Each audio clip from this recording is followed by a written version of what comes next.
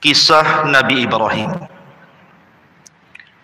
adalah kisah yang sangat menakjubkan di dalam Al-Quranul Karim. Karena Nabi Ibrahim alaihi salatu wassalam adalah Abul Anbiya, bapak dari seluruh para nabi.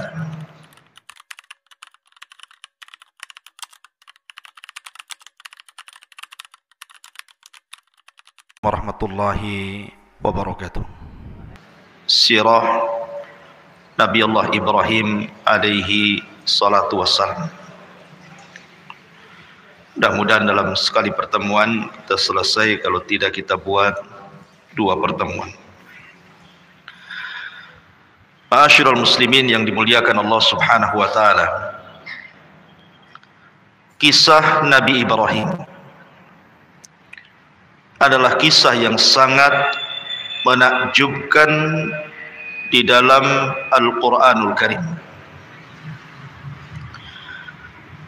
Karena Nabi Ibrahim alaihi salatu wassalam adalah Abul Anbiya, bapak dari seluruh para nabi. Karena setelah Ibrahim alaihi salatu wassalam diutus menjadi nabi dan rasul, dan juga ulul azmi, serta dipilih menjadi kekasih Allah Khalilur Rahman, maka nabi-nabi setelahnya semuanya nasabnya kepada Ibrahim alaihi salatu wassalam. Tidak ada satupun nabi dan rasul setelah diutus Ibrahim alaihi salatu wassalam kecuali nasabnya sampai kepada Ibrahim. Dan itu dari 2 jalur. Jalur pertama dari Ishak. Ishak memiliki putra namanya Yakub. Kemudian Yakub memiliki 12 putra. Dari keturunan 12 putranya disebut Bani Israel. Dan nabi-nabi Bani Israel itu bukan 1-2, ribuan. Makanya ketika Abi Dzar Al-Ghifari bertanya kepada Rasul tentang jumlah para nabi dan rasul, maka Nabi SAW menjawab bahwa jumlah nabi itu 124.000 nabi. Dalam riwayat 120.000 nabi. Dan jumlah rasul itu 315 rasul. Tetapi yang dikenal namanya dalam Al-Quran hanya 25 nabi dan rasul. Bukan berarti yang tidak kita kenal bukan nabi atau bukan rasul. Lah ribuan para nabi itu adalah turunan Nabi Allah Yakub, dan Yakub sendiri namanya Israel. Maka turunan Yakub disebut Bani Israel. Dan Bani Israel ditutup kenabiannya dengan Isa ibnu Maryam. Ini dari jalur Ishak. Kemudian di sana ada jalur yang kedua dari jalur Ismail. Tidak ada satupun turunan Ismail yang jadi nabi kecuali satu, Nabi kita Muhammad sallallahu alaihi wasallam. Makanya Ibrahim itu disebut Abul Anbiya, bapaknya para nabi. Al-Quran menyebut nama Ibrahim itu sebanyak 69 kali. Disebutkan di dalam surah Al-Baqarah 127, 125, 130, 132, 133, 135, 136. Kemudian disebutkan dalam surah Al-Imran 95, 97. Kemudian juga di Al-Baqarah juga 257, 258, 360, kemudian dalam surah An-Najm ayat 37, An-Nisa 54, kemudian juga Al-Ankabut 31, Al-Imran 65, As-Saffat 104, 109, kemudian surah Hud 69, Shad 45, Hud 74, dan begitu seterusnya. Intinya sebutan Ibrahim dalam Al-Quran itu sekitar 69 di semua ayat-ayat dalam Al-Quran tersebar. Menariknya adalah Ibrahim ini adalah nabi yang dicintai semua agama. Orang Yahudi mengakui Ibrahim itu nabi mereka. Orang Nasrani mengakui Ibrahim itu nabi mereka. Bahkan orang musyrik sekalipun mengakui bahwa Ibrahim adalah orang mulia mereka, termasuk orang Islam. Bahkan saking cintanya kita kepada Ibrahim, selalu kita sandingkan dengan Rasul dalam setiap tasyahud. Kalau antum salat, ada namanya salawat Ibrahimiyah. Allahumma salli ala Muhammad wa ala ali Muhammad kama sallaita ala Ibrahim wa ala ali Ibrahim. Tapi apakah pengklaiman itu benar? Al-Quran membantah. Maka na Ibrahim Yahudiyan wala Nasraniyan walakin kana hanifan muslima wa ma kana minal musyrikin. Ibrahim bukan seorang Yahudi, Ibrahim bukan Nasrani, tapi Ibrahim adalah orang yang lurus akidahnya dan dia seorang muslim dan bukan orang-orang musyrik. Jadi Ibrahim itu muslim. Tidak benar pengklaiman orang-orang Yahudi bahwa Ibrahim itu adalah Nabi Yahudi. Tidak juga orang Nasrani mengklaim bahwa Ibrahim adalah Nabi Nasrani. Karena Ibrahim bukan Yahudi, Ibrahim bukan Nasrani, Ibrahim juga bukan musyrik, tapi Ibrahim itu hanifan muslima. Dia seorang muslim. Makanya Allah memerintahkan kita untuk mengikuti agama Ibrahim. Fattabi millata Ibrahim, ikutilah agama Ibrahim, karena itu adalah agama yang dibawa Nabi sallallahu alaihi wasallam. Dia adalah Abu Tauhid, bapaknya yang menegakkan tauhid. Ma'asyiral muslimin yang dimuliakan Allah Subhanahu wa taala. Kalimat Ibrahim, apa sih makna Ibrahim itu? Karena Ibrahim itu bukan bahasa Arab. Ibrahim itu bahasa Ibrani.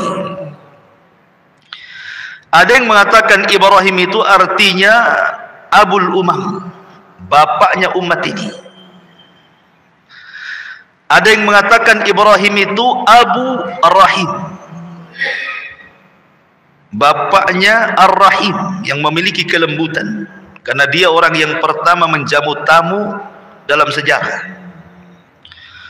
Ada juga yang mengatakan makna Ibrahim itu artinya Abu Ar-Rafi, Bapa yang maha tinggi. Kita mengenal Ibrahim memang tidak ada dalam Al-Quran atau Sunnah Nabi SAW sejarah Ibrahim itu, kapan waktunya, bagaimana beliau besarnya, itu tidak dijelaskan. Tapi kita akan coba merunut Al-Quranul Karim dengan berusaha untuk mengambil petikan-petikan tafsir. Coba kita runut bagaimana kisahnya Ibrahim biar menjadi sebuah kisah, biar enak gitu ya. Ma'asyiral muslimin yang dimuliakan Allah Subhanahu wa taala. Ibrahim ini memiliki ayah dalam Al-Quran namanya Azar. sebagaimana disebutkan dalam surah Al-An'am, wa idz qala Ibrahimu li abihi Azar. Ketika Ibrahim berkata kepada ayahnya Azar. Quran menyebutnya bahwa ayah Ibrahim itu namanya Azar. Tapi dalam Taurat, nama Ibrahim, bapak Ibrahim itu namanya Tarah. Berbeda kalau Quran mengatakan Azar, kalau orang-orang Yahudi menyebutnya Tarah. Dan ada juga yang berusaha untuk menggabung bahwa nama ayahnya Azar, lakabnya Tarah. Tapi yang jelas kita ini punya kitab sendiri, Al-Quran. Maka kita memilih pendapat yang ada dalam Al-Quran. Nama Ibrahim itu adalah Azar. Azar sendiri punya 3 putra. Pertama Ibrahim, yang kedua Nahur, dan yang ketiga Haran. Haran inilah ayahanda Nabi Lut. Jadi Lut itu keponakan Ibrahim. Adapun istrinya Sarah bintu Haran, sama-sama Lut bin Haran. Sarah bintu Haran. Tentu Haran di sini berbeda. Kalau Lut itu putra daripada Haran yang merupakan saudara kandung Ibrahim, berarti jatuhnya keponakan Lut itu. Tapi kalau Sarah itu, dia adalah saudara Azar, bapaknya itu saudara Azar, berarti Ibrahim dengan Sarah itu sepupu. Jadi pahami ya? Jadi Sarah istri Ibrahim itu sepupunya Ibrahim. Kalau Nabi Lut keponakannya Ibrahim. Lah Nabi Allah Ibrahim alaihi salatu wassalam dibesarkan, bahkan dilahirkan di Irak, di Babil. Dan Babil saat itu dipimpin oleh seorang raja zalim namanya Namrud. Al-Imam Mujahid, beliau mengatakan bahwa di dunia ini ada 4 raja yang pernah menguasai hampir sebagian dunia. Ingat, ini raja dunia ya, bukan seperti Firaun, raja Mesir saja, bukan. Kalau Firaun itu bukan raja dunia, dia Mesir saja. Jadi 4 raja ini hampir menguasai dunia. 2 mukmin, 2 kafir. Adapun yang mukmin kata Imam Mujahid, pertama adalah Nabi Allah Sulaiman. Kekuasaannya hampir menyeluruh dunia. Kemudian yang kedua Dzulqarnain yang disebut dalam surah Al-Kahfi. Ini mukmin. Yang 2 kafir. Siapa yang kafir? Yang pertama Namrud, yang nanti kita akan kisahkan juga. Kemudian yang kedua Bukhtun Nasr, yang pernah membumi hanguskan Palestina dan membantai orang-orang Yahudi di zaman itu. Lah Ibrahim ini hidup di zaman Namrud. Dan kalau antum mendengar kisah Namrud, dialah manusia yang pertama kali bekerja sama dengan syaitan, dengan iblis. Dan dia yang membunuh bapaknya. Jadi bapaknya dibunuh oleh Namrud karena kerjasama dengan iblis untuk mengambil kekuasaannya. Jadilah Namrud raja dunia dan tidak pernah dikalahkan. Karena dalam riwayat Ismailiyat itu, Israiliyat, Namrud ini orang yang pertama kali mempelajari sihir kepada iblis. Walaupun ini perselisihan panjang para ulama, karena Al-Quran menyebutnya ada kisah Harut Marut. Tentu panjang lagi kisahnya dan banyak perselisihan ulama di sini. Ma'asyiral muslimin yang dimuliakan Allah Subhanahu wa taala. La Ibrahim dilahirkan di Babil, di Irak. Dan kala itu kaumnya adalah para penyembah berhala. Di antara mereka ada yang menyembah matahari. Di antara mereka ada yang menyembah bulan. Di antara mereka ada yang menyembah bintang-bintang. Di antara mereka ada yang menyembah patung-patung dan berhala. Bahkan di antara mereka ada yang menyembah Namrud. menyembah Raja Namrud. Jadi memang Ibrahim dilahirkan di tengah-tengah kesyirikan. Ya, dan itu tantangan Ibrahim. Akan tetapi ma'asyiral muslimin yang dimuliakan Allah Subhanahu wa taala, Nabi Allah Ibrahim ini walaupun dia terlahir di tengah-tengah umat yang berbagai macam sesembahannya, tapi Allah memberikan fitrah kepada nabinya Ibrahim dari kecil tidak pernah menyembah berhala. Padahal bapaknya pembuat berhala, penjual berhala, penyembah berhala. Tapi Ibrahim tidak pernah sama sekali menyembah berhala. Sama dengan Nabi tidak pernah menyembah berhala, supaya tidak ada cacat.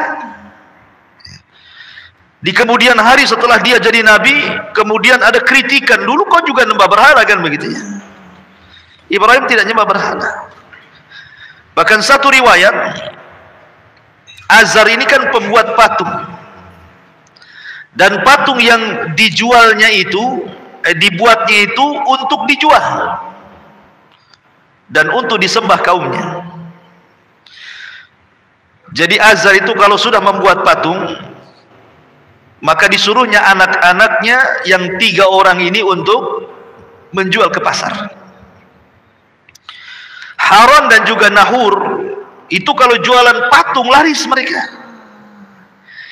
Kalau Ibrahim tidak pernah satu patung pun ada yang beli, karena cara jualnya begini. Kalau Ibrahim menawarkan patung itu, ishtaru man la yadurrukum wa la yanfa'ukum, belilah patung ini yang tidak bisa mendatangkan manfaat dan tidak bisa mencegah madarat. Kira-kira ada yang beli? Itu bahasa jualannya Ibrahim tuh. Yang ada yang belilah, bahasa yang seperti itu.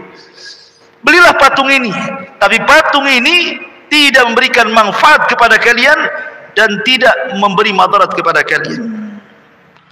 Bahkan terkadang patungnya dibawa ke sungai, suruh minum.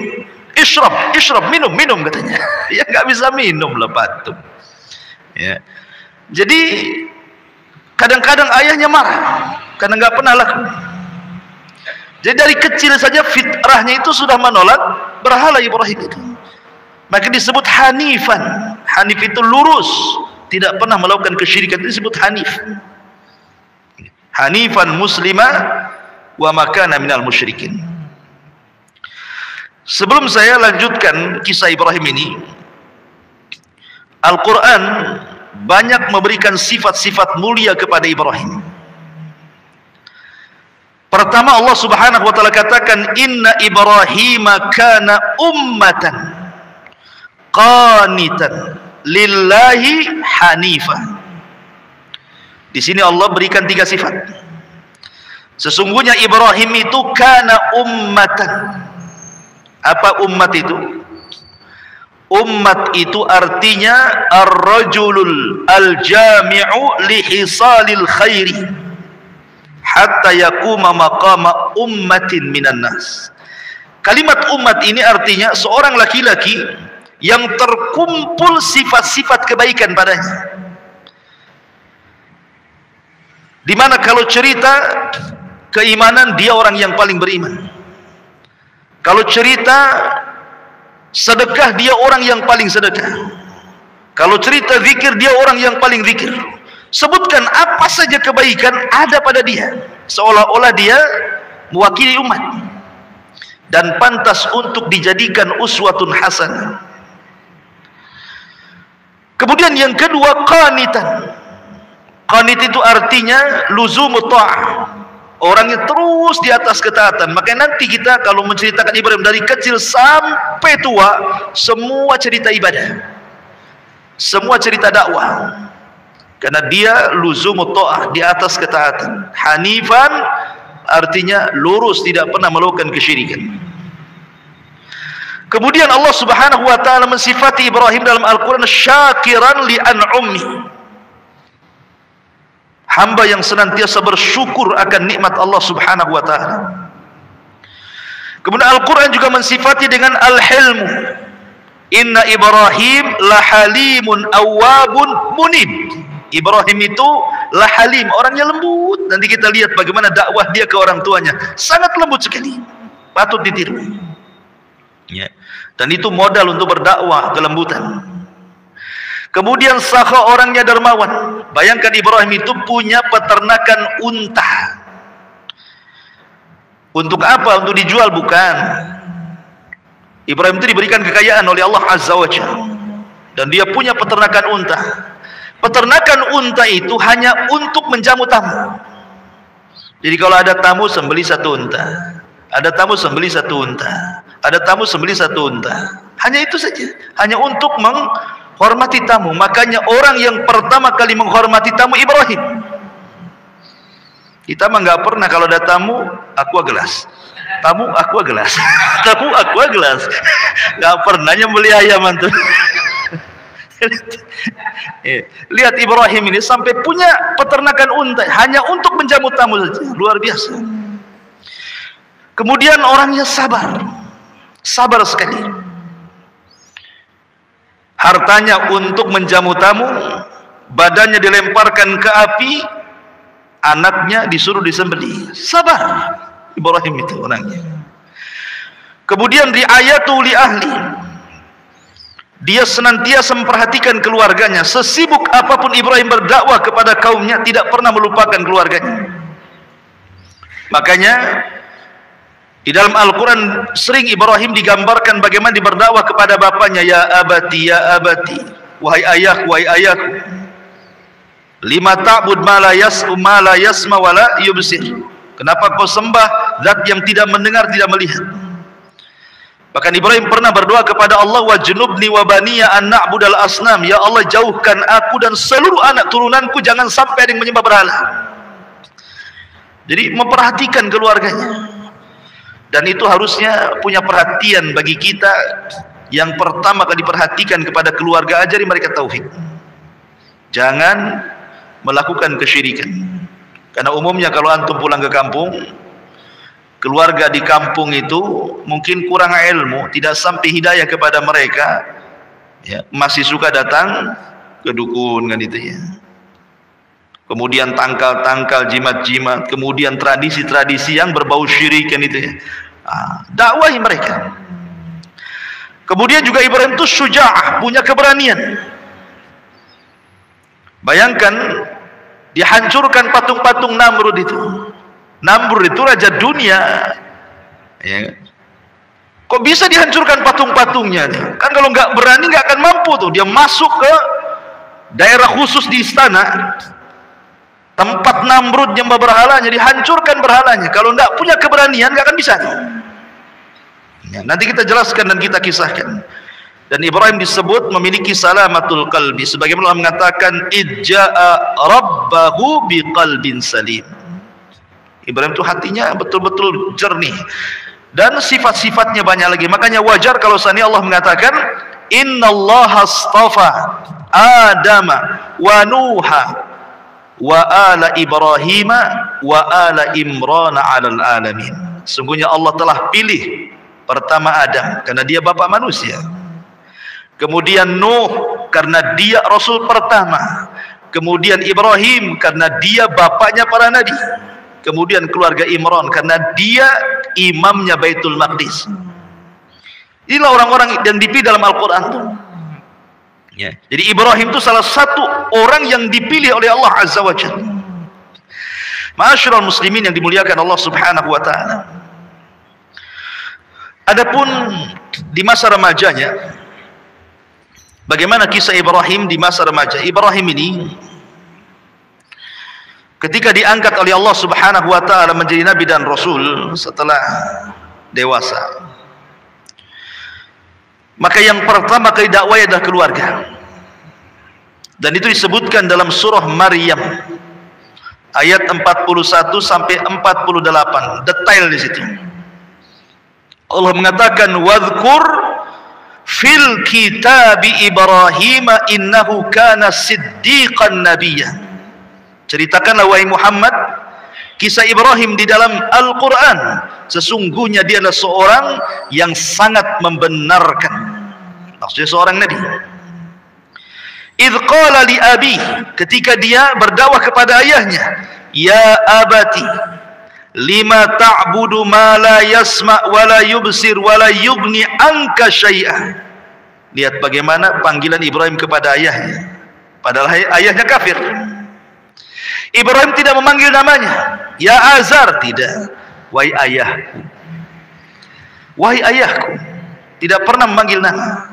Makanya Hasan Al-Basri mengatakan, siapapun anak yang memanggil nama orang tuanya, berarti anak itu telah durhaka. Panggil dengan panggilan yang lembut, ya abati, wahai ayah, wahai ayahandaku.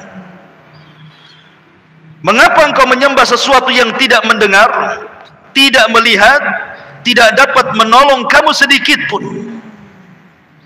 Ya abati inni qad ja'ani minal ilmi ma lam ya'tik fattabi'ni ahdika siratan sawiyah. Wahai ayahku, sesungguhnya telah sampai kepadaku sebagian ilmu yang tidak diberikan kepadamu, ikuti aku, niscaya aku akan menunjukkan kepadamu jalan yang lurus. Ya abati la ta'budi syaitan, inna syaitana kana lirrahmani isiya. Wahai ayahku, jangan kau sembah syaitan. Maksudnya apa? Kau nyembah syaitan? Maksudnya jangan mengikuti syaitan gitu, yang menjerumuskan orang kepada kesyirikan. Karena setan itu adalah makhluk yang durhaka kepada Allah. Ya abati, ya abati, teruslah di kalimatnya, wahai ayahandaku, wahai ayahandaku. Tapi lihat ayahnya kepada Ibrahim, dia mengatakan, ya Ibrahim, qala aragibun anta an alihati ya Ibrahim. Lihat, ayahnya tidak mengatakan apa? Wahai anakku. Tidak. Ya. Dia mengatakan, wahai Ibrahim, bencikah kau kepada Tuhan-Tuhanku? Azar tidak mengatakan, wahai anakku, bencikah kau kepada Tuhan-Tuhanku? Tidak. Tapi menyebut namanya. Menunjukkan orang kafir itu keras hatinya, tidak punya kelembutan. Orang kafir itu keras hatinya. Makanya tidak menyebut wahai anakku kan itu. Harusnya kan Ibrahim sudah, bagaimana dia lembutnya kepada ayahnya kan, wahai ayahku. Ayahnya tidak mengatakan wahai anakku, tidak, hei Ibrahim. Sudah beda. Berarti ini sudah kasar ayahnya. Tapi Ibrahim tetap lembut. Ya. Bahkan ketika ayahnya mengatakan, la illam tantahi la arjumannaka wahjurni maliya.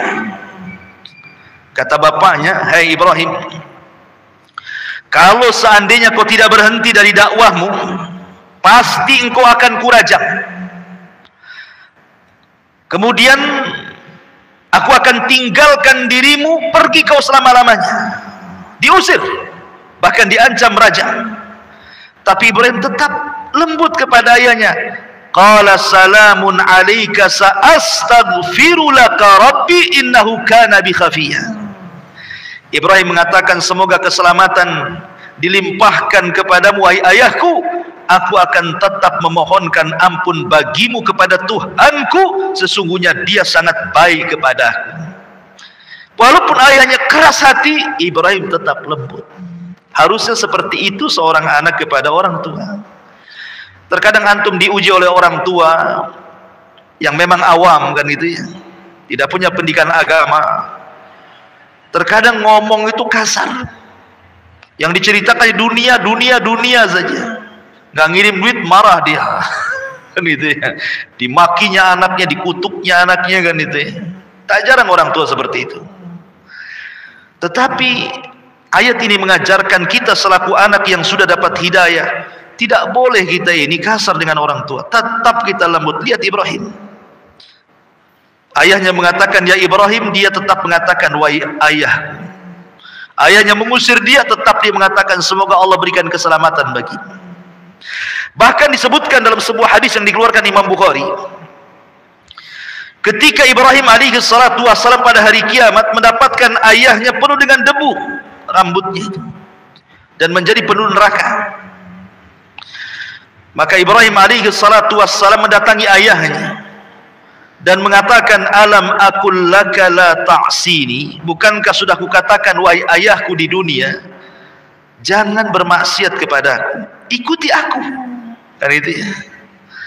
Tapi ayahnya mengatakan, fal yaum la a'sik, hari ini aku tidak mungkin bermaksiat kepadamu. Aku akan mengikuti apapun yang kau ajak, wahai Ibrahim.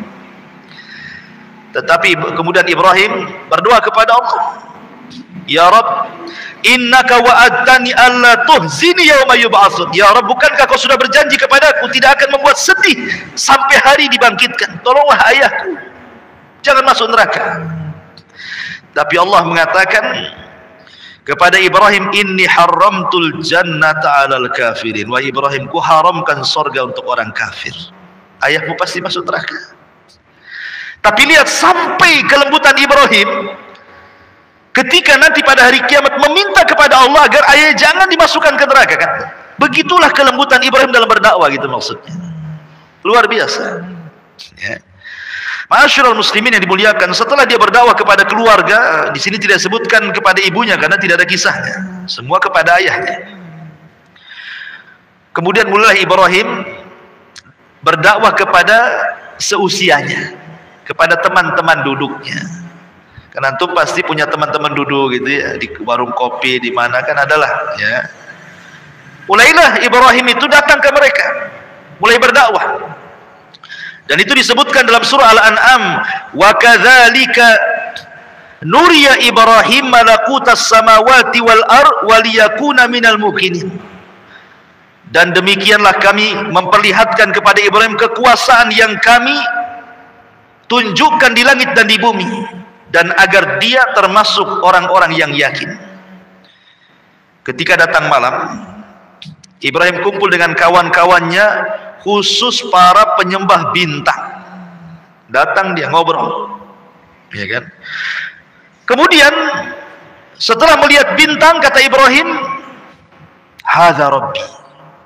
Oh, boleh jadi bintang itu Tuhan kita. Wah, senang kawan-kawannya. Seolah-olah Ibrahim pro dengan mereka, gitu ya, mengakui ketuhanannya. Karena selama ini mereka tahu Ibrahim itu keras orangnya. Oh, Ibrahim sudah mengakui bahwa bintang Tuhan kita.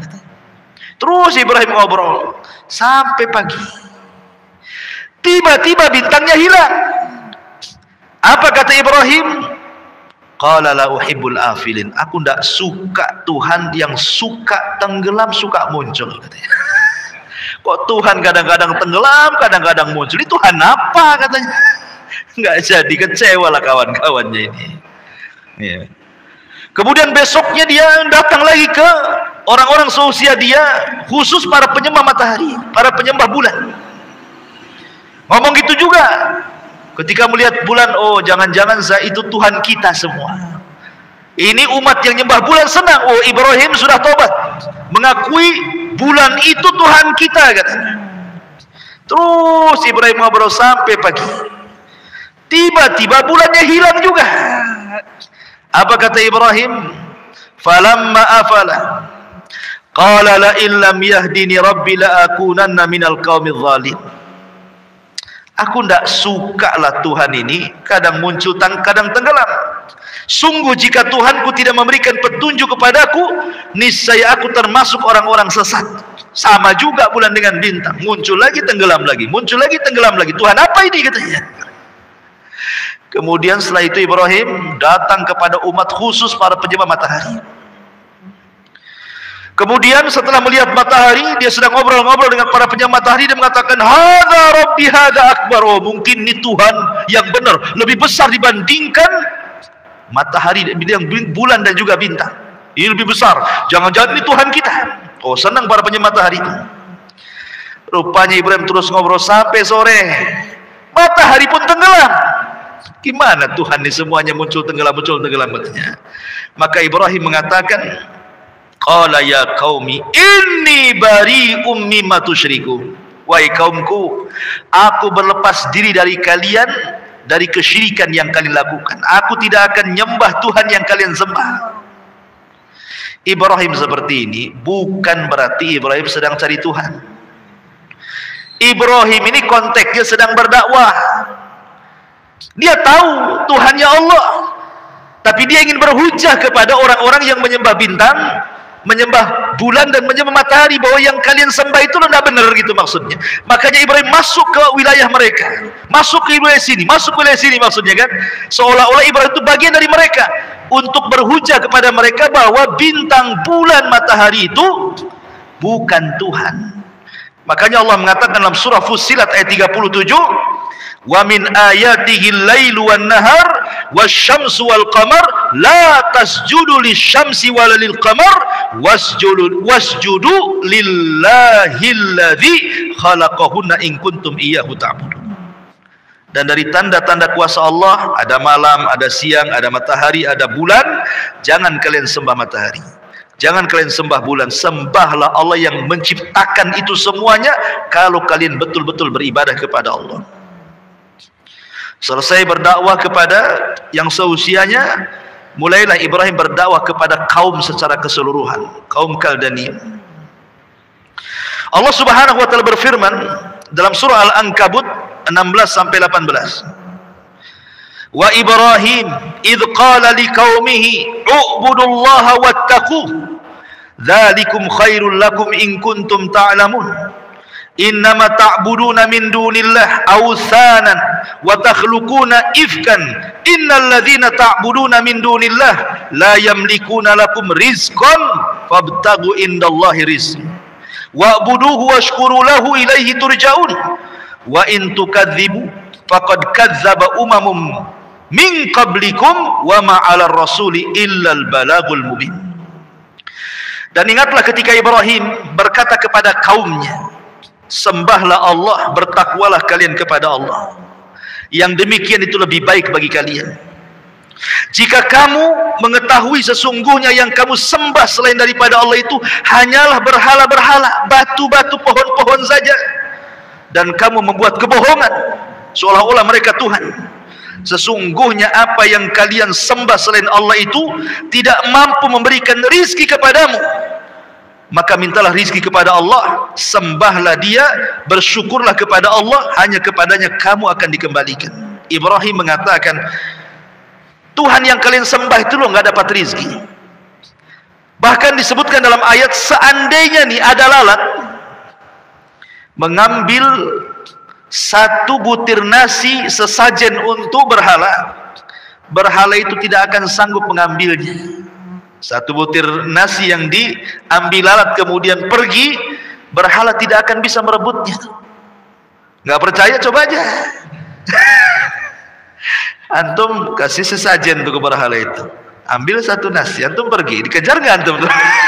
Kalau dikejar hati-hati antum. Iya.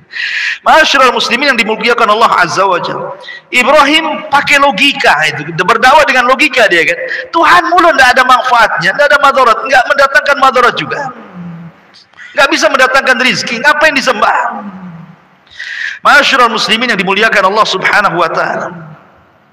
Kemudian setelah Ibrahim berdakwah kepada ayahnya, kepada seusianya, kemudian kepada kaumnya secara keseluruhan, mulailah Ibrahim berdakwah kepada Namrud, kepada raja. Ingat, dalam syariat kita afdalul jihad kalimatul haq inda sultanil jair.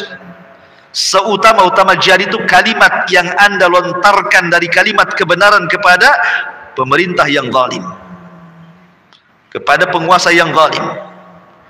Karena kalau kita menyampaikan kebenaran kepada penguasa yang zalim itu risikonya besar, bisa ditangkap, dipenjara, dibunuh, kan gitu ya. Tetapi tentu dengan cara yang bijak. Tidak boleh menasihati pemerintah di hadapan panggung, di medsos, nggak boleh. Ya, itu akidah ahli sunnah. Tapi menasihati secara sembunyi-sembunyi kebenaran itu memang berat. Kalau tersinggung antum bisa kena pasal karet kan itu. Masuk antum, dimasukkan ke penjara. Terkadang dihilangkan antum itu. Jadi Ibrahim ini betul-betul berdakwah kepada Namrud. Ketika Namrud ini membuat acara kerajaan, mungkin kalau di negeri kita ini Agustusan lah kan itu. Karena kan dulu kan sistem kerajaan kan itu. Apa kata Namrud? Dibuatlah pesta besar di lapangan. Istana kosong, ada semua ke lapangan, tumpah ruah di lapangan. Kata Ibrahim, tallahi, bersumpah dia, demi Allah, la akidanna asnamakum ba'da an tuwallu mudbirin. Sungguh aku akan melakukan tipu daya terhadap berhala-berhala kalian setelah kalian pergi meninggalkannya. Jadi ketika istana kosong, betul-betul kemudian ditinggalkan oleh pengurus-pengurus kerajaan dan juga Namrud, kan tumpah ruah di lapangan, Ibrahim masuklah ke dalam istana. Padahal sebelumnya Ibrahim ini pura-pura sakit, bapaknya ngajak, Ibrahim ayo, ada acara tuh. Apa kata Ibrahim? Saya sedang sakit pak, katanya. Inni maridtu, saya sedang sakit. Padahal Ibrahim sehat. Ini dusta pertama Ibrahim. Ibrahim itu pernah berdusta 3 kali. Sebab itulah dia tidak bisa berikan syafaat, karena dusta 3 kali ini. Tapi dusta bukan dusta kayak kita. Kalau dusta kayak kita beda gitu, antum jualan, itu untung dusta di situ. Ini dustanya untuk dakwah. Maka kata ayahnya, ayo pergi. Kata Ibrahim, dah, aku lagi sakit. Akhirnya pergi, tahu-tahu sembuh, kan itu ya. Masuklah dia ke dalam istana. Faja'alahum judzadan illa kabiran lahum. Maka Ibrahim menghancurkan semua berhala dalam ruangan itu, kecuali 1 patung yang besar, dibiarkan tidak dihancurkan. Kemudian palunya diletakkan di lehernya. Ibrahim keluar, ya. Zaman itu kan nggak ada CCTV masalahnya, kan nggak tahu siapa yang melakukan, ya kan. Namrud ketika selesai ulang tahun, masuk dia ke ruangan tempat berhalanya, kaget tidak kepalang, bagaimana semua berhalanya hancur kecuali 1. Kata Namrud, siapa yang melakukan ini? Maka diutuslah pasukan-pasukan mata-mata untuk mencari siapa pelakunya. Allah takdirkan, ketahuan pula. Kemudian dikatakan oleh mereka, sami'na fatan yadhkuruhum yuqalu lahu Ibrahim. Wahai raja, kami mendengar ada rupanya anak muda. Fatan, lihat bahasanya, anak muda. Ada anak muda yang melakukan ini terhadap Tuhan-Tuhan kita, namanya Ibrahim. Kata Namrud, tangkap Ibrahim itu. Maunya apa anak itu? Ditangkaplah Ibrahim, diinterogasi. Apa interogasinya? A'anta fa'alta bi alihatina ya Ibrahim. Hei Ibrahim, kau ya yang melakukan ini semua. Kata Ibrahim, kejahatan itu kalau harus dibuktikan kan harus ada 2 alat bukti. Dan itu ya kalau di negara kita ya. Mana buktinya? Baik saksi atau tertulis katanya. Tak ada. Justru alat buktinya bukan ada pada saya. Kemudian menunjuk kepada patung.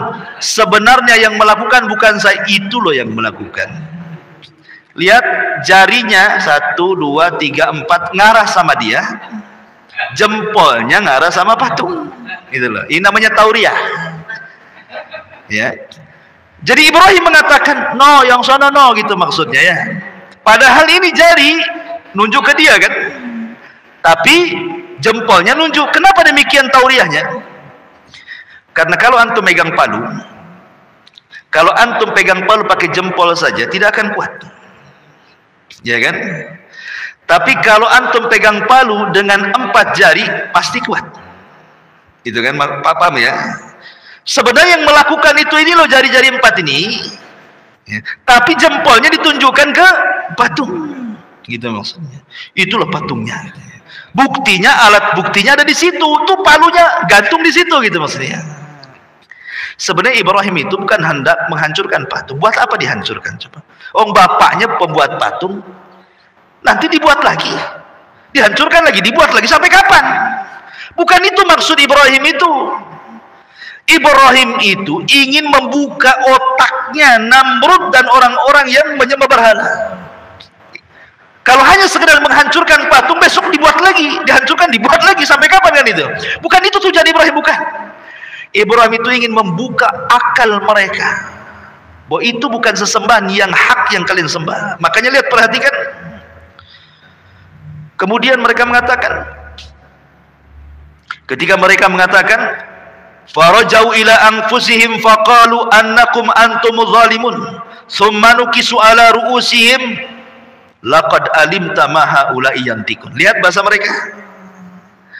Maka mereka kembali kepada diri-diri mereka. Ketika Ibrahim menunjuk bahwa yang melakukan itu patung yang besar itu, maka mereka kembali kepada diri mereka sendiri, mulai sadar. Lalu mereka berkata kepada sesama mereka, sesungguhnya kamulah yang mendolimi diri-diri sendiri. Kemudian mereka menundukkan kepala, lalu berkata, hei Ibrahim, pasti kamu tahu bahwa berhala-berhala itu tidak mungkin bicara. Kamu ngomong yang salah itu yang besar sana, kata kaumnya. Ya tidak mungkin lah saya nanya dia, gitu maksudnya bahasanya. Masa saya nanya dia, kamu sudah tahu dia gak bisa bicara, katanya. Itu kan sebenarnya dari situ bantahan bagaimana? Loh, kalau sudah tidak bisa bicara ngapain disembah, gitu maksudnya. Akhirnya qala Ibrahim mengatakan, afata'buduna min dunillahi ma la yanfa'ukum syai'an wa la yadurrukum uffil lakum wa lima ta'buduna min dunillahi afala ta'qilun. Kata Ibrahim, mengapa kamu menyembah sesuatu selain Allah yang tidak dapat memberi manfaat sedikit pun ataupun mendatangkan madarat? Celaka kalian. Dan apa yang kalian sembah selain daripada Allah, mana akal kalian, kata Ibrahim. Ketika hujah mereka kalah, maka mereka tidak bisa berhujah kecuali dengan cara lain. Mereka tidak bisa berhujah lagi di hadapan Ibrahim. Ketika mereka tidak bisa hujah, apa kata mereka? Qalu harriquhu wansuru alihatakum in kuntum fa'ilin. Maka serentak orang-orang mengatakan, bakar saja Ibrahim itu, bantu Tuhan-Tuhan kalian, katanya, kalau kalian betul-betul membela Tuhan kalian, katanya. Akhirnya kemudian Ibrahim pun diadili dan diputus harus dibakar. Akhirnya semua manusia dikumpulkan dalam satu lapangan, dan Raja Namrud meminta semua pasukan mencari kayu bakar. Bahkan setiap satu rumah harus membawa kayu bakar. Bayangkan, setiap rumah membawa kayu bakar. Setinggi apa tuh kayu bakarnya itu? Satu kota Batam setiap rumah bawa kayu bakar, taruh di Engku Putri sana itu.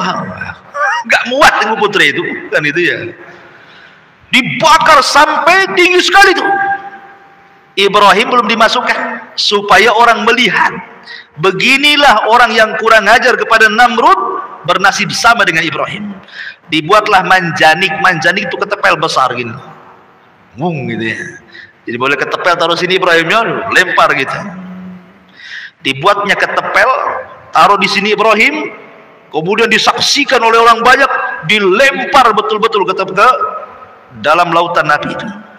Di tengah antara ketepel dan api itu datang malaikat. Malaikat menawarkan pertolongannya. Jibril, Mikail, semua.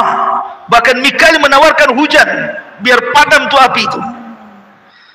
Tapi Ibrahim alaihi salatu wassalam mengajarkan tawakal yang kuat dan mengatakan, amma ilaika fala wa amma ilallahi fabala, kata Ibrahim. Adapun saya harus meminta pertolongan kepada kalian, oh tidak. Tapi kalau kalian suruh meminta pertolongan kepada Allah, ya. Maka Ibrahim mengatakan, hasbunallah wa ni'mal wakil, ni'mal maula wa ni'man nasir. Cukuplah Allah penolongku. Ketika Ibrahim masuk ke dalam api, semua binatang datang meniup supaya padam, kecuali satu binatang, tokek pula datang niup-niup supaya gede. Si tokek ini, semua binatang itu niup supaya padam, si tokek ini niup supaya besar. Makanya Nabi SAW memerintahkan untuk membunuh wazak, ya tokek dan sejenisnya lah ya, cicak, tokek, bahkan berpahala tuh. Sekali pukul mati pahalanya besar, ya. 2 kali pukul kurang pahalanya, 3 kali pukul kurang, dipukul-pukul gak mati-mati. Berarti cicak-cicakan itu. La haula wala quwwata illa billah. Makanya kenapa cicak itu sunahkan dibunuh? Apakah kemudian cicak sekarang ini menerima kesalahan tokek di zaman Nabi Ibrahim? Gara-gara tokek moyang saya gitu. Saya yang kena imbasnya dibunuh. Nggak ada kaitan. Ya, memang itu perintah. Ya. Ketika Nabi SAW memerintahkan sesuatu untuk dibunuh, berarti memang ada madaratnya. Seperti kenapa Rasul memerintahkan untuk membunuh tikus. Memang tikus itu fawasik, binatang fasik, suka nyuri. Ya. Kalau jengking, ular suruh dibunuh. Karena memang binatang yang membahayakan. Ini ular pula dirawat sama orang. Kan ada tuh orang lawat ular yang gede-gede itu, tidur pula sama ular dia. Banyak kejadian lah orang rawat ular, dipatuk ular pula dia mati. Ya. Dulu ada perempuan tuh nari ular, kena patuk mati dia. Gitu ya. Jadi memang suruh dibunuh kok malah dirawat pula. Kecuali binatang-binatang yang memang tidak boleh dibunuh. Seperti kodok, nggak boleh dibunuh kata Rasul. Karena kodok ini salah satunya adalah dia untuk membunuh hama-hama padi. Kalau dibunuh, padinya banyak ini kan. Ada pula sate kodok.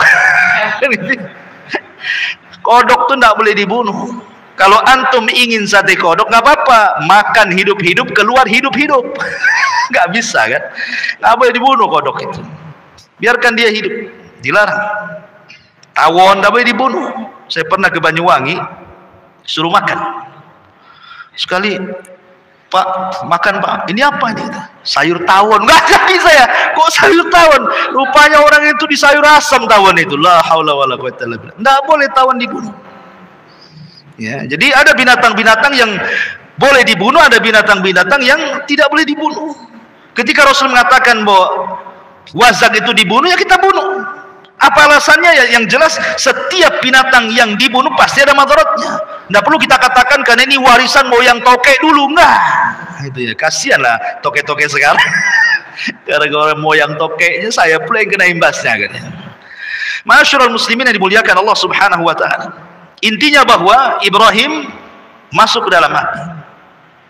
Maka Allah Subhanahu wa taala mengatakan dalam Al-Quran, kulna ya naru kuni bardan wa salaman ala Ibrahim.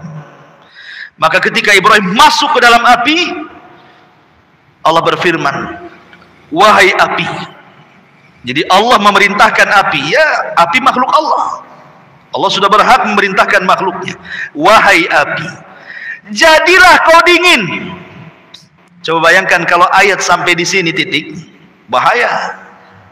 Satu api dunia bisa dingin, orang nggak bisa ngopi. Seandainya ayat ini sampai di sini saja, wahai api dingin kau, dingin semua. Ya, bukannya kalau kita ini ngerebus apa namanya, ngerebus air, bukan mendidih beku dia, kan gitu ya. Tapi ayat ini tidak sampai di sini. Ayat ini lanjut, bukan hanya bardan saja, wasalaman. Selamatkan. Sebab kalau hanya dingin, Ibrahim bisa mati kedinginan. Makanya Allah mengatakan wasalaman, dan juga selamatkan. Siapa? Ala Ibrahim. Berarti dinginnya api itu khusus untuk Ibrahim, bukan untuk yang lainnya. Berarti tetap panas api itu. Dan jangan pula antum baca ayat ini kemudian antum masukkan telunjuk ke kompor. Qul ya naru kuni bardan wa salaman. Terbakarlah antum. Tidak ada ceritanya. Ya, ini khusus Ibrahim. Antum tidak bisa, walaupun baca ayat ini 1000 kali tetap aja api itu panas. Ya. Ma'asyiral muslimin yang dimuliakan Allah Azza wa Jalla. Kemudian setelah beberapa hari, kan padamnya lama tuh, api segede gitu kan padamnya lama. Sudah padam, abunya pun masih panas kan itu ya. Setelah beberapa hari abunya sudah apa namanya menjadi abu, sudah dingin, manusia itu datang lagi menyaksikan bagaimana nasib Ibrahim ini. Tiba-tiba di dalam abu itu keresak, kerusuk, keresak, kerusuk. Rupanya Ibrahim masih hidup. Ya, Ibrahim masih hidup. Coba bayangkan. Harusnya Ibrahim masih hidup, itu mukjizat Ibrahim. Dia tidak mempan dibakar api, harusnya jadi sebuah peringatan. Makanya Namrud, dia mengatakan kepada Iblis, karena kan ada kerjasama tuh Namrud dengan Iblis tuh. Yang ngajarkan sihir Namrud tuh Iblis. Dalam Israiliyat diceritakan seperti itu. Iblis, kenapa sihir yang kuajarkan kepadaku tidak lebih sakti daripada Ibrahim, katanya. Namrud tuh. Setan ini tidak mau kalah, ya. Setan tidak mau kalah. Dia mengatakan, kau hanya itu sihir biasa, kamu juga bisa, katanya. Itulah setan. Setan sudah tahu itu mukjizat kan. Tapi supaya Namrud tetap menyembah dia, dia meyakinkan kepada Namrud, itu biasa itu. Masyarul muslimin yang dimuliakan Allah Azza wa Jalla. Lah dari peristiwa inilah Ibrahim alaihi salatu wassalam sudah tidak kuat lagi berdakwah di daerah Kaldaniun, di Babil, di Irak, dan habis ini harus hijrah. Dari situ maka Ibrahim mulailah melakukan hijrah pertama. Tidak ada yang beriman di Irak kecuali 3 orang, istrinya Sarah dan Lut. Ya, istrinya dan Lut adalah keponakannya. Hanya bertiga, Ibrahim, istrinya, dan keponakannya. Itulah yang beriman. Semua kufur. Kemudian Ibrahim akhirnya hijrah ke mana? Ke Palestina. Setelah sampai di Palestina, ada yang mengatakan bahwa Ibrahim ini kan belum diberikan rizki oleh Allah Azza wa Jalla, masih mengadu nasib di Palestina ini. Apalagi ketika itu terjadi jadab. Jadab itu paceklik yang berkepanjangan, sehingga Ibrahim tidak bisa bertahan lama di Palestina, harus hijrah lagi ke negeri lain. Lah hijrahlah Ibrahim ke Mesir. Rupanya di Mesir itu rajanya zalim. Fir'aun di zaman Nabi Ibrahim itu. Fir'aun itu kan istilah raja Mesir. Jadi raja Fir'aun di Mesir di zaman Ibrahim itu zalim. Salah satu sifat buruknya adalah Sarah ini sudah dikenal kecantikannya. Bahkan ada yang mengatakan bahwa separuh kecantikan Hawa itu diberikan kepada Sarah, sebagaimana separuh ketampanan Adam itu diberikan kepada Yusuf. Karena Adam itu tampan. Makanya kita tidak terima kalau teori Darwin itu kita asumsi. Karena Darwin mengatakan bahwa asal muasal manusia dari kera, kan gitu. Kera cakep apa ganteng? Jelek lah kera pula. Enggak apa-apa Darwin saja yang jelek. Kita orang Islam turunan Adam. Adam tuh cakep, separuh kecakapannya diberikan kepada Yusuf saja. Wanita-wanita bisa ngiris-ngiris jari itu dengan pisaunya. Lah ketika kemudian Ibrahim sampai di Mesir, Ibrahim mengatakan karena raja ini tabiatnya jelek, dia kalau melihat istri orang cantik gak terima, pasti dibunuh suaminya, diambil istrinya, ya. Makanya Ibrahim berbohong kedua kali. Tadi yang pertama berbohong di ibunya, di bapaknya, ngajak keluar bilang sakit. Yang kedua berbohong di raja, ketika mengatakan tuh patung itu yang nakal, aku ndak nakal katanya. Nah ini yang berbohong ketiga nih. Ngomong sama istrinya, raja ini, kalau kau tahu kau istriku, kau akan ditangkap. Katakan kau saudariku. Tauriah juga maksudnya bukan saudari di sini, saudari beneran, maksudnya saudari seagama gitu maksudnya. Tapi katakan kau saudariku, dan jangan kau katakan aku suamimu. Katakan aku ini saudaramu. Tapi karena Sarah ini cantik memang, datanglah prajurit-prajurit raja ini, nggak peduli walau ngaku saudari-saudara, kalau cantik diambil. Kan gitu ya.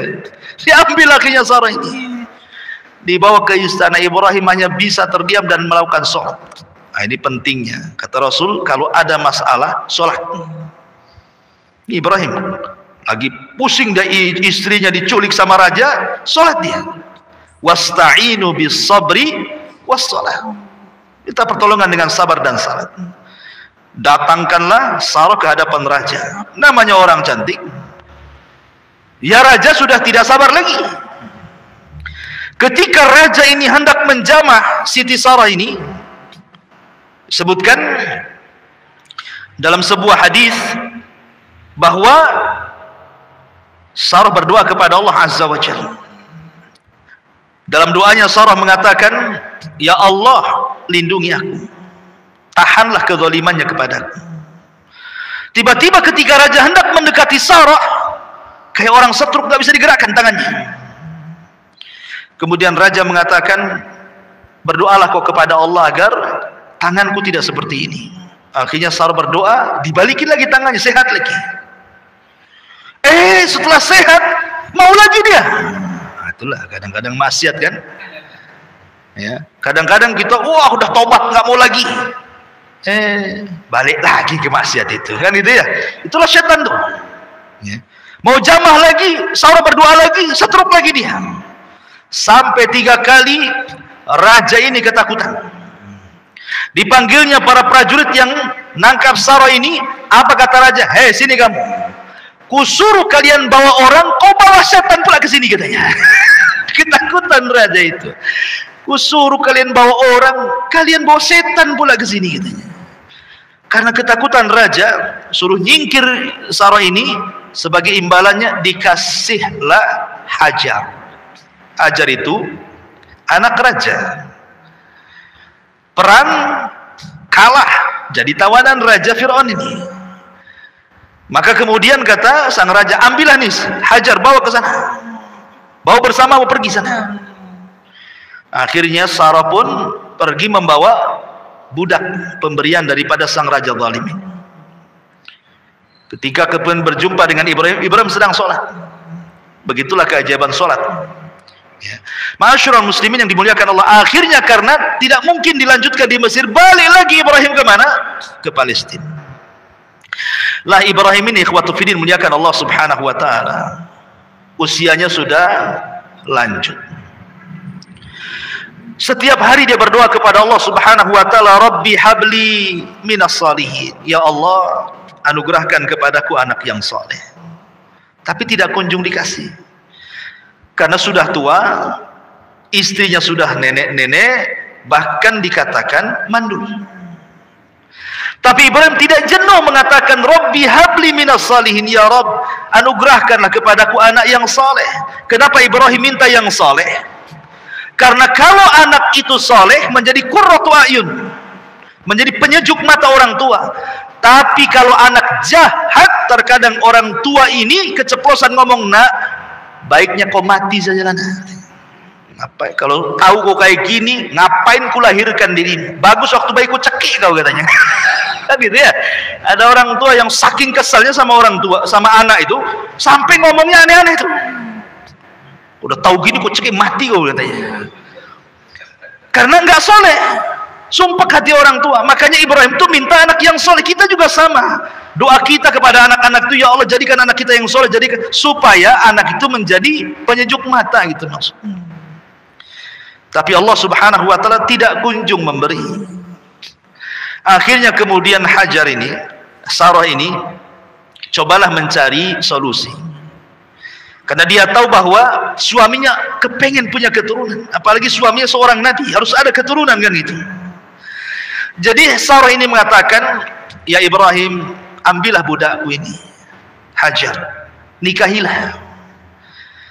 Akhirnya kemudian Ibrahim pun menikahi Hajar dan menggaulinya. Kemudian Allah takdirkan Hajar hamil. Oh, rupanya perlu dipancing. Antum kalau sudah menikah lama, tidak punya anak, dipancing poligami. Biar punya anak. Ya. Ma'asyiral muslimin yang dimuliakan Allah Azza wa Jalla. Kemudian ini kalau udah dipancing kok istri kedua tak punya anak lagi, poligami lagi. Sampai kapan dan balik gitu ya. Taib. Akhirnya kemudian setelah punya anak nih Ismail, maka Ibrahim ini nampak namanya udah tua, tiba-tiba dikaruniai anak, kan luar biasa kecintaannya kepada Ismail. Namanya cinta kepada anak, tidak mungkin pula tidak cinta sama ibunya. Tentu ya cinta juga sama ibunya. Inilah yang membuat cemburu Sarah. Tetapi Allah Subhanahu wa taala apabila menghendaki sesuatu pasti menghidupkan sebabnya kan. Memang harus ada sebabnya. Hajar ini harus pindah dari situ. Kan tidak mungkin langsung ayo Hajar kita berangkat ke Mekah, kan nggak gitu. Harus dibuat sebabnya dulu, skenarionya dulu kan. Jadi Sarah ini mulai cemburu karena Ibrahim ini selalu mendekati Ismail. Otomatis yang mendekati Ismail dekati ibunya juga lah kan gitu. Jadi terkadang Sarah itu mencari-cari Ibrahim ke sana kemari, nggak ada. Oh pasti dia sama Sarah. Saking cemburunya akhirnya dia memanggil Hajar. Kemudian oleh Sarah Hajar itu bajunya diikat tali, kemudian ujung talinya diikat batu. Jadi kalau kemana-mana kan batu ini diseret-seret kan tahu tuh. Mungkin kalau bahasa sekarang ini dikasih GPS lah. Cuman kan pakai batu GPS. Jadi tahu nih, ini ada bekas jalan batu nih. Oh di situ kan itu maksudnya. Saking cemburunya tuh. Begitulah orang dulu. Sama juga antum kok cemburu sama antum, hati-hati handphone antum ada GPS-nya itu. Bang di mana bang? Batu Haji. Nagoya kan. Masalah ini.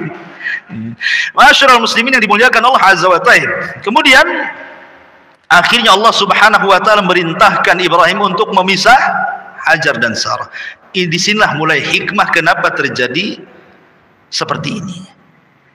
Kemudian Allah mengarahkan agar Ibrahim membawa Hajar dan juga Ismail bayi untuk pergi ke Mekah. Mekah itu bukan kayak sekarang mentereng, tidak. Mekah itu disebutkan dalam Al-Quran biwadin ghairi di zar'in inda baitikal muharram. Kau bawa Hajar ke sebuah lembah yang isinya hanya batu, padang pasir, tidak ada pohon, tidak ada tanaman, tidak ada makanan, tidak ada minuman, bahkan tidak ada orang. Jadi penghuninya cuma satu, dia aja lah Hajar itu sama bayinya Ismail. Dibawalah Ibrahim, bahkan dari Palestina ke Mekah ini jauh. Kalau zaman dulu naik unta itu 1 bulan perjalanan tuh. Dan di situ ada syarat. Ibrahim hanya meletakkan gitu saja dan tidak boleh tinggal walaupun beberapa hari. Letak pulang.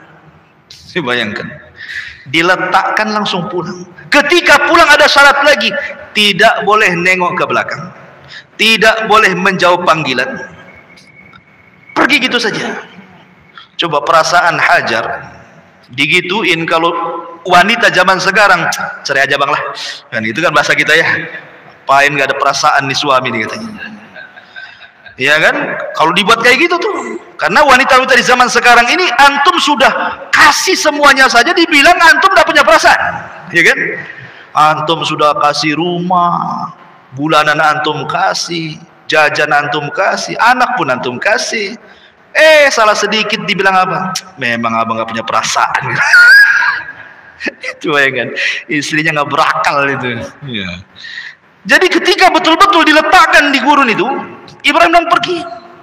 Ya Hajar naluri perempuan, dia memanggil suaminya. Ya Ibrahim, ilaina tadhhab. Ibrahim mau pergi kemana?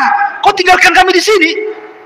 Tapi Ibrahim kan sudah dibilang sama Allah, jangan nengok ke belakang, jangan jawab pertanyaan, pergi saja dia. Seolah-olah anda agak punya salah kan gitu ya. Tapi itu perintah Allah. Hajar ini paham, yang namanya dia suami seorang Nabi, seorang Rasul, paham bahwa ini bukan kehendak suaminya. Dia tahu tabiat suaminya nggak kayak gitu. Pasti ini adalah perintah Allah ini. Ketika Hajar paham ini perintah Allah, apa kata Hajar? Kalau memang ini perintah Allah, idhhab ya Ibrahim, falan yudayyi'unallah, kata dia. Pergi sana. Aku yakin Allah tidak mungkin menyia-nyiakan aku di sini. Tawakalnya patut kita acungkan jempol. Tidak ada orang tawakal setawakal Hajar. Ditinggalkan di lembah, tidak ada orang, tidak ada tanaman, tidak ada tumbuhan, tidak ada makanan, tidak ada minuman. Antum saja safar ke Tanjung Pinang hilang dompet, Apa enggak stres antum? Udah kayak kiamat tuh kan. Hilang tawakalnya. Baru dompet tuh yang hilang. Padahal dompetnya itu cuman isinya 200.000. Iya Ustaz, itu 200.000. ATM tuh ratusan ribu. Masyaallah muslimin yang dimuliakan Allah Azza wa Jalla. Akhirnya Ibrahim pun pergi. Setelah Ibrahim jauh dan Sarah tidak bisa memandang dia lagi, baru Ibrahim berhenti. Baru Ibrahim menghadap Sarah dan anak yang ditinggalkan. Disitulah Ibrahim berdoa. Ya, sebutkan dalam surah Al-Imran, panjang itu doanya. Ya Allah, jadikanlah negeri ini penuh dengan berkah, rizki yang banyak, macam-macam keamanan banyak. Antum baca surah Al-Imran. Ya. Kemudian Ibrahim pergi ke Palestina. Ini Hajar ini dengan Ismail hanya bawa bekal cukup 2-3 hari saja. Habis itu habis. Nggak ada makan lagi, nggak ada minuman lagi. Ketika sudah 2 atau 3 hari, Ismail ini menangis karena haus. Namanya bayi. Dan seorang ibu yang menyusui pun harus dia minum, harus ada nutrisinya kan masuk, supaya air susunya keluar kan itu. Terpaksalah dia mencari air. Lari dia ke bukit Sofa. Ada bukit Sofa. Dilihatlah dari bukit Sofa ke bawah. Kan orang kalau cari air kan cari ketinggian. Ya kan? Naik ke atas bukit, nengok ada air enggak? Oh, rupanya ada bayang-bayang Fata Morgana di arah Marwah. Akhirnya dia lari ke Marwah. Nengok lagi ke arah Sofa. Bolak-balik sampai 7 kali putaran. Makanya jadi syariat sa'i dalam umroh atau dalam haji. Ketika ke-7 kalinya dia mendengar Ismail menangis, khawatir, maka dia langsung mendekati. Rupanya Jibril sudah berdiri di kakinya Ismail. Kemudian Jibril menendangkan kaki kecil yang Ismail ini ke tanah. Ketika ditendangkan ke tanah, keluar air. Saking senangnya nih Hajar ini melihat ada air muncrat dari tanah, langsung dia membuat bendungan. Zam, zam, zam, zam. Nah, jadilah air itu Zam-Zam. Zam-Zam itu membendung artinya. Ambil tanah satu, ambil tanah satu, jadi bendungan. Zam, zam, zam, zam. Nah, jadi Zam-Zam lah sekarang. Ya. Sampai sekarang air itu jadi air Zam-Zam. Ya. Ma'asyiral muslimin yang dimuliakan Allah Azza wa Jalla. Setelah kemudian ada air, kemudian bisa minum di situ, bayinya bisa minum, gak ada makanan, gak mungkin minum terus, harus makan juga orang. Karena sudah nampak air, datang burung. Ketika burung-burung datang ingin minum disitulah, itulah sebagai tanda bagi musafir. Ada suku Jurhum yang mereka kehabisan minuman, haus di tengah padang pasir, mencari air, nggak dapat. Rupanya dia lihat burung. Oh, di situ ada air. Kalau ada burung pasti ada air. Maka suku Jurhum ini, suku Yaman ini, mendatangi burung itu, ternyata memang ada air. Di situ ada seorang wanita dengan bayinya. Ini suku Jurhum kalau mau jahat bisa dibunuh Hajar itu. Untuk ngambil air kan gampang saja, cuma wanita saja. Tapi suku Jurhum itu ada dari kabilah Yaman. Dan Rasul mengatakan untuk ahli Yaman, ahlul Yaman itu araqul qulub, lembut hatinya orang Yaman itu. Ya. Makanya kemudian akhirnya minta baik-baik. Boleh nggak saya minum dari airmu? Kata Hajar, boleh, tapi barter dengan makanan. Nah, disitulah dia bisa makan. Maka terjadilah barter minuman dan makanan. Akhirnya Allah jamin, betul kata Hajar, kalau memang ini perintah Allah, idzan lan yudayyi'unallah. Nah, inilah kata-katanya terbukti. Ya kan? Kalau memang ini perintah Allah, wahai Ibrahim, pergi kau sana. Allah yakin tidak mungkin menyia-nyiakan saya di sini. Makanya nggak disia-siakan. Datang dengan sebab itu dapat makanan. Sehingga suku Jurhum itu akhirnya menjadi tempat singgah suku Jurhum di situ. Kalau dia safar ke sana kemari, singgahnya di situ. Lama-lama kemudian suku Jurhum ini meminta kepada Hajar, boleh nggak kami tinggal di sini? Berapalah satu kaplingnya. Akhirnya diizinkan tinggal 1 tenda, 2 tenda, 4 tenda, 7 tenda, 100 tenda. Jadilah kampung kabilah Jurhum di situ. Disinilah Ismail ketika mulai sudah bicara, maka dia belajar bahasa Arab kepada suku Jurhum, dan dia orang yang paling fasih dibandingkan Jurhum itu sendiri bahasa Arabnya. Makanya Ismail disebut musta'rib. Arab itu terbagi tiga, ada al-Arabul Badiyah, ada al-Arabul Baqiyah, ada al-Arabul Musta'rab. Arabul Badiyah sudah musnah, itu kaum Ad, hilang sudah di zaman Nabi Hud, ya. Nabi Soleh, kaum Samud itu hilang semua itu, tidak ada turunannya. Kemudian Arabul Baqiyah, itulah dari Qahtan, Kemudian ada Musta'rab. Musta'rab inilah orang Arab, orang bukan Arab tapi pasti berbahasa Arab, itulah Ismail, ya. Makanya Ismail bukan Nabi Arab. Nabi Arab itu cuma 4. 1 Hud, 2 Saleh, 3 Syu'aib, 4 Nabi kita Muhammad SAW yang betul-betul lahir di Arab. Tapi Ismail kan lahirnya di Palestina, dia orang Palestina dia, ya kan, baru hijrah ke Mekah kan, itu belajar bahasa Arab kepada suku Jurhum, akhirnya pandai bahasa Arab dan menikah dengan suku itu, ya, dengan suku Jurhum, dan punya anak sampai turunnya kepada Rasulullah. Jadi Arab dulu itu yang menguasai Jurhum sebelum perang dengan suku lain namanya Khuza'ah. Suku Jurhum ini masih mengikuti agama Ibrahim dan Ismail, mentauhidkan Allah, karena Ismail berdakwah kepada mereka jadi muwahhidun, orang-orang yang bertauhid. Dijajahlah sama Khuza'ah, kalah Jurhum ini. Karena ditakut kalau seandainya Zam-Zam dikuasai mereka, ditimbun pula Zam-Zam sama suku Jurhum. Ketika mereka balik ke Yaman dikuasai Khuza'ah, maka Zam-Zam hilang. Baru diketemukan di zaman Abdul Muttalib. Dialah yang menemukan Zam-Zam yang dipendam Jurhum itu. Ya, kita kembali ke kisah. Jadi setelah Ismail kemudian bergaul dengan suku Jurhum, kemudian juga sudah dewasa, Allah mengatakan dalam Al-Quran, falamma balagha ma'ahu sa'ya. Ketika Ibrahim usianya sudah sampai sa'ya. Sa'ya itu artinya sudah bisa diajak bicara, yang mengatakan usianya sudah antara 10 sampai 15 tahun. Ya sudah remaja ya. Sudah bisa diajak bicara, dimintai bantuan, diajak diskusi, kan itu usia-usia 10 tahun sampai 15 tahun kan sudah bisa lah orang tua berbicara itu, ngajak bicara itu. Ibrahim ini tidak pernah ketemu dengan Ismail sekian tahun, udah belasan tahun tak pernah ketemu.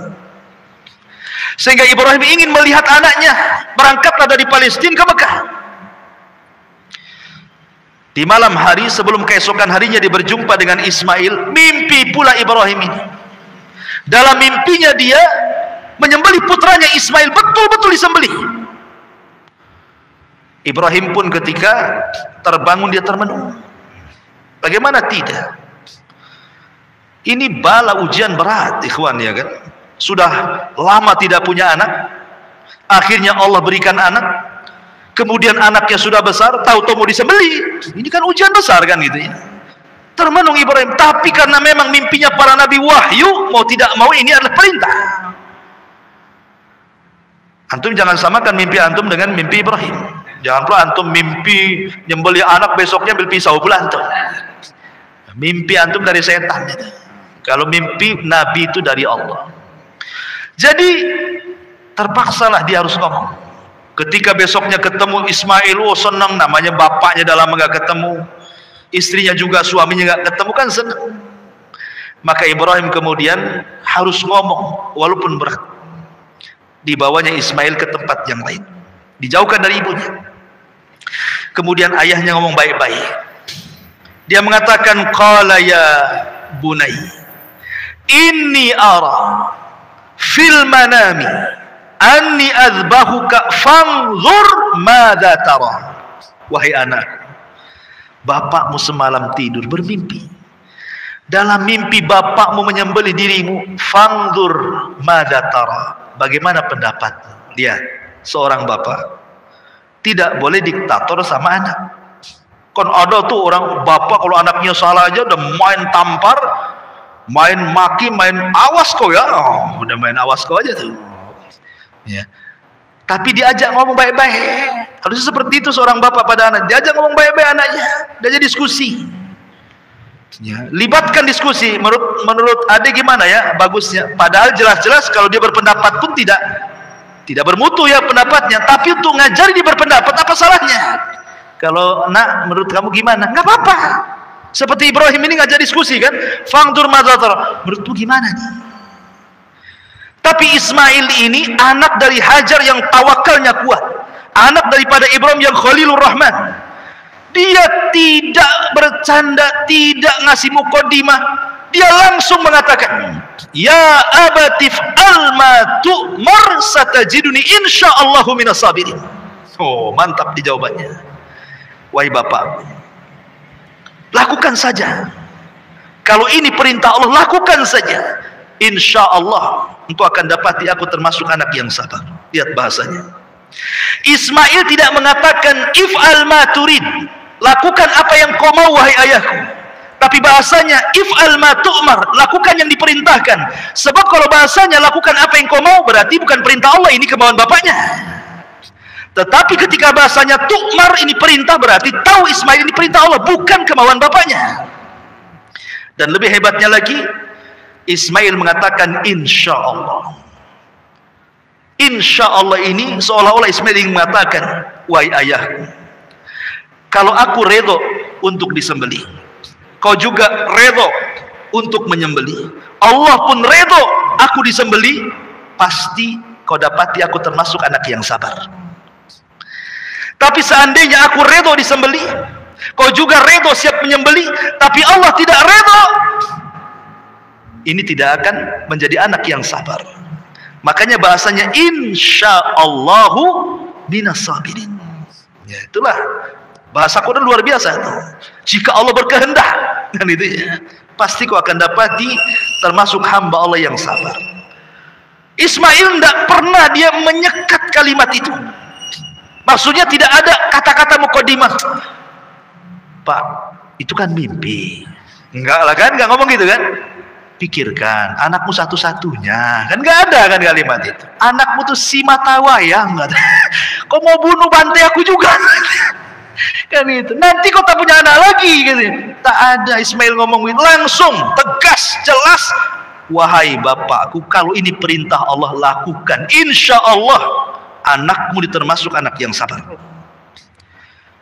Tidak main tunggu Ismail, pergi dia, datang ke rumahnya, pamitan ke ibunya, ambil tali dan pisau, bergegas dia datang ke ayahnya. Kata Ismail, ya, ini tambang untuk mengingat badanku. Kalau kau tidak ikat aku, bisa saja aku kabur. Ya. Ini pisau sudah kutajamkan, sebab kalau tidak tajam, maka akan lama untuk menyembelihku. Ketika kau sembelih, aku minta 3 syarat. Sembelihlah di tengkuk, jangan di leher.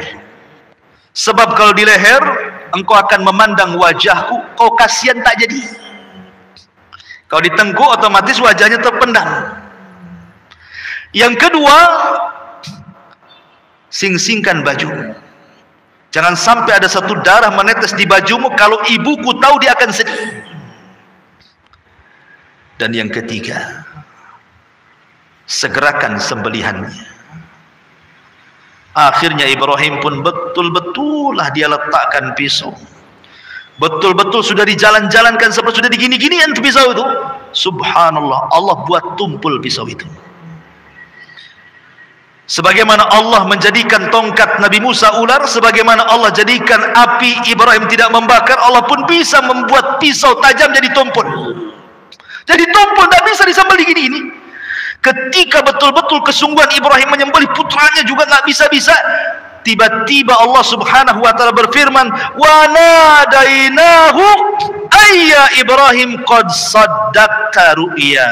Tiba-tiba dari langit ada panggilan dari Allah, Ibrahim, engkau sudah membenarkan mimpimu. Seolah-olah apa? Engkau sudah lulus ujian. Kau sudah lulus ujian. Kenapa Ibrahim sampai melakukan seperti ini coba? Dan kenapa Allah pula memberikan bala seperti ini, kenapa ujiannya nggak yang lain saja, kenapa harus menyembelih gitu ya, kan banyak ujian, kenapa harus ini maksudnya. Ibrahim itu diuji oleh Allah Subhanahu wa ta'ala soal kecintaan. Karena biasanya ketika orang cinta kepada Allah, contoh nih antum ketika belum ada pekerjaan, oh rajinlah antum ke pengajian, ramailah pengajian itu. Ketika mulai ada tawaran bisnis di luar, ya kan, tawaran bisnis di luar, ya sebulan sekali mulai muncul. Kemana? Ada oplet sebelah sana. Nah, mulai kan itu. Ketika Ibrahim ini cinta dengan Allah, tiba-tiba ada anak. Dikhawatirkan kecintaan Ibrahim kepada anaknya mengalahkan kecintaan dia kepada Allah. Jadi Allah ingin menguji, apakah cintamu masih tulus kepadaku ataukah sudah berpaling ke lain hati kepada anakmu. Soalnya seperti itu. Tapi dengan Ibrahim sungguh-sungguh menyembelih putranya, ingin melenyapkan putranya supaya kecintaannya hanya kepada Allah, maka Allah sudah yakin Ibrahim tidak mungkin memberikan kecintaannya kecuali kepada Allah. Sejak itulah disematkan kalimat Khalilur Rahman. Khalil itu kekasih, dia lebih tinggi dibandingkan al-hub. Hub itu cinta, khullah itu cinta lebih daripada khullah. Namanya ada Habib, ada Khalil. Khalil itu di atasnya Habib. Dia kecintaan yang murni kepada Allah Subhanahu wa ta'ala. Itu alasannya. Makanya Allah mengatakan innaka dzalika nuzil muhsinin. Begitulah kami akan membalas dengan balasan yang baik. Karena ini ujian berat. Makanya Allah sampai memberikan taukid penguat dalam ayatnya, inna hadza lahuwa al-bala'ul mubin. Lihat, Allah sampai membuat 3 penekanan. Inna, sesungguhnya. Kalimat sesungguhnya kan penekanan tuh. Inna. Hadza, ini. La adalah taukid lagi. 3 penguat dalam ayat ini. Sesungguhnya, ini benar-benar, sungguh-sungguh ujian yang berat bagi Ibrahim.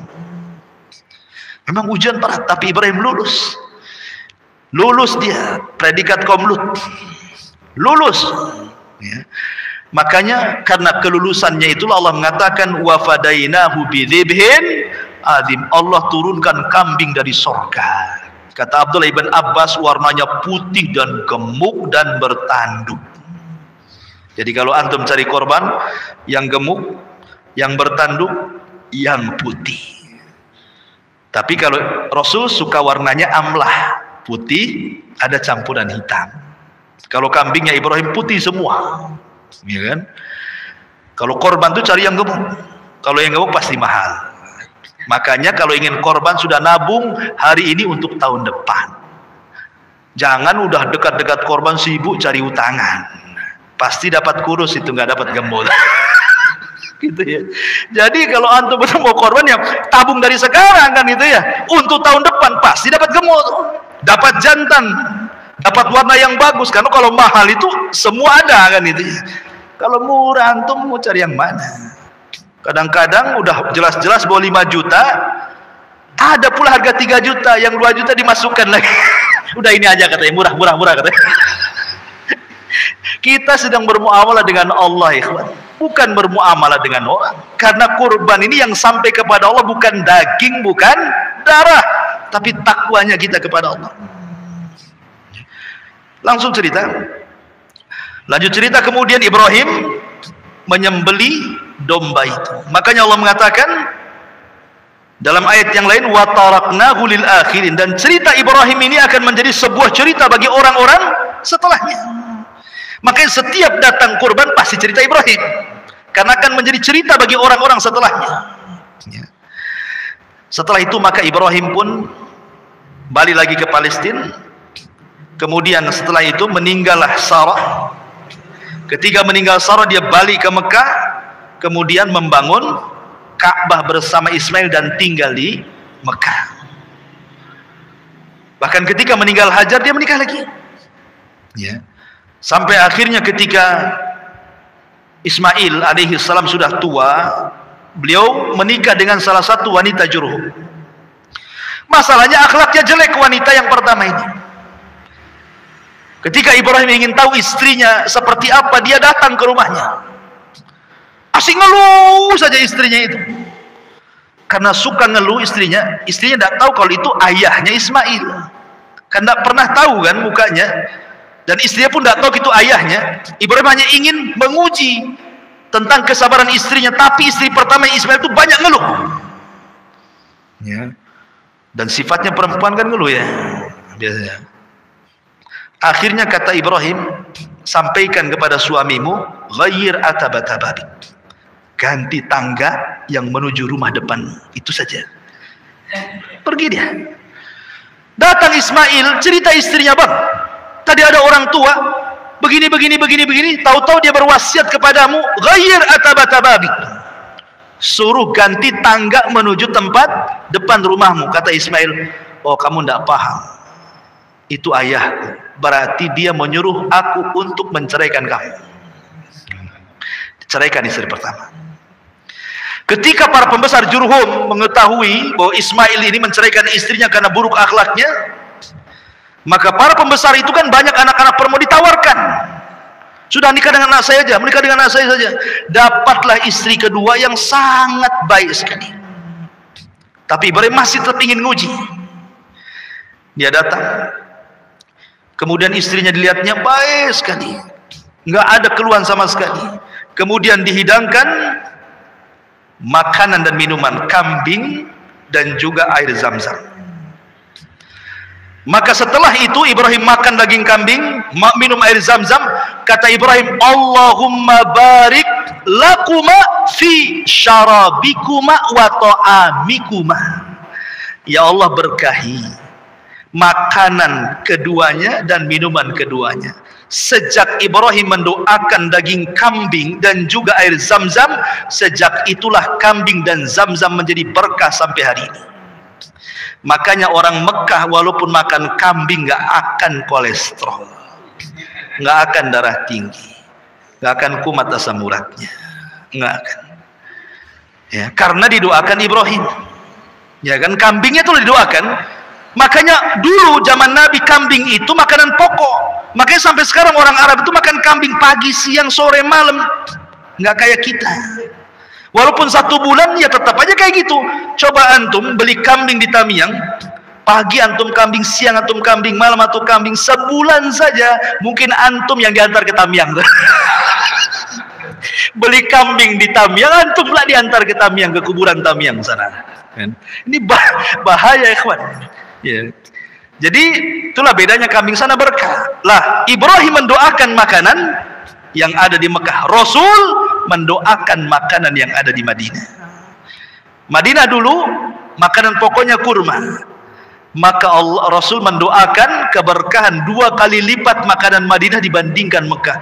Makanya kurma Madinah itu kurma yang luar biasa, disebut dengan ajwa. Semua kurma Madinah disebut ajwa, kan dapat doa Nabi. Siapa yang makan 7 butir ajwa di pagi hari nggak akan kena sihir, nggak kena racun sampai sore hari, kan begitu. Jadi sama-sama didoakan. Kalau makan Mekah didoakan Ibrahim, makanan Bali didoakan Rasulullah. Itulah diantara sejarah singkat Nabiullah Ibrahim alaihi salatu wassalam. Wallahu a'lam bishawab. Mudah-mudahan kajian tentang Nabiullah Ibrahim tadinya dibuat 2 pertemuan, tapi dengan singkat kita bisa menyelesaikan. Mudah-mudahan ada ibrah dan pelajaran. Subhanakallah bihamdika asyhadu an la ilaha illa anta astaghfiruka wa atubu ilaik. Allahu ta'ala. Assalamualaikum warahmatullahi wabarakatuh. Intinya bahwa tolong berakhlak kepada Allah. Membahas tafsir dari surah Al-Imran. Lahirlah Imam Muslim, Abi Dawud, Tirmidzi, Ibnu Hibban. Jadi ketika Yunus alaihi salatu wassalam terkena undian itu,